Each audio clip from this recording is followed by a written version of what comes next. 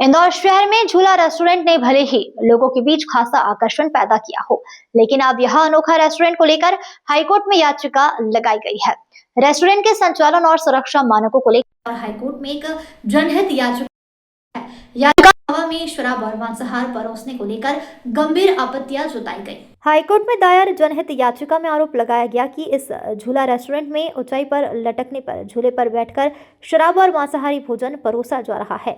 याचिकाकर्ता का कहना है कि इस तरह सार्वजनिक रूप से और असुरक्षित माहौल में शराब परोसना न सिर्फ सामाजिक मर्यादाओं के खिलाफ है, बल्कि इससे इंदौर शहर की सांस्कृतिक छवि भी प्रभावित हो रही है।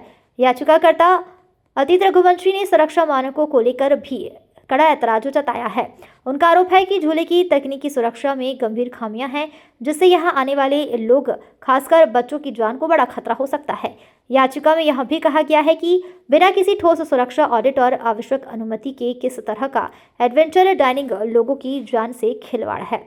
याचिकाकर्ता ने हाईकोर्ट से मांग की है कि रेस्टोरेंट के लाइसेंस और सुरक्षा प्रमाण पत्रों की गहन जांच कराई जाए और जब तक सभी सुरक्षा इंतजाम पूरे न हों तब तक इसके संचालन पर रोक लगाई जाए। इस याचिका के बाद शहर के रेस्टोरेंट कारोबार और प्रशासनिक महकमे में हलचल तेज हो गई है। हमारे द्वारा याचिकाकर्ता चर्चित शास्त्री जी के माध्यम से माननीय उच्च न्यायालय के समक्ष एक जनहित याचिका प्रस्तुत की गई है, जिसमें उबूद नामक रेस्टोरेंट जो कि इंदौर बाईपास पर संचालित किया जा रहा है, जिसके संचालकों द्वारा 20 से अधिक लोगों को अवैध रूप से ट्रेन के माध्यम से 200 फीट ऊपर ले जाकर शराब व मांस परोसा जा रहा है, जिसके संबंध में याचिकाकर्ता द्वारा विभिन्न अधिकारियों को शिकायत की गई, जिसके पश्चात भी आज दिनांक तक कोई कार्रवाई नहीं हुई। इस संबंध में याचिका लगाई गई है कि यदि कोई ऐसी गतिविधि करते समय कोई बड़ा हादसा हो जाता है तो इसमें जिम्मेदारी किसकी होगी।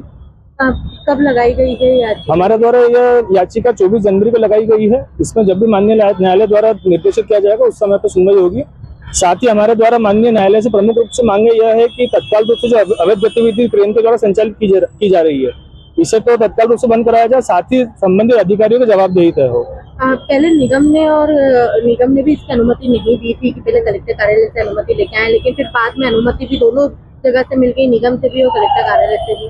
अभी अनुमति किस प्रकार से दे दी गई या अवैध रूप से ली गई है, उसके बारे में तो न्यायालय की सुनवाई के पश्चात ही सब चीजें क्लियर होगी। इस तरह ऊंचाई पर बिना पर्याप्त सुरक्षा की शराब और भोजन परोसना बेहद खतरनाक है।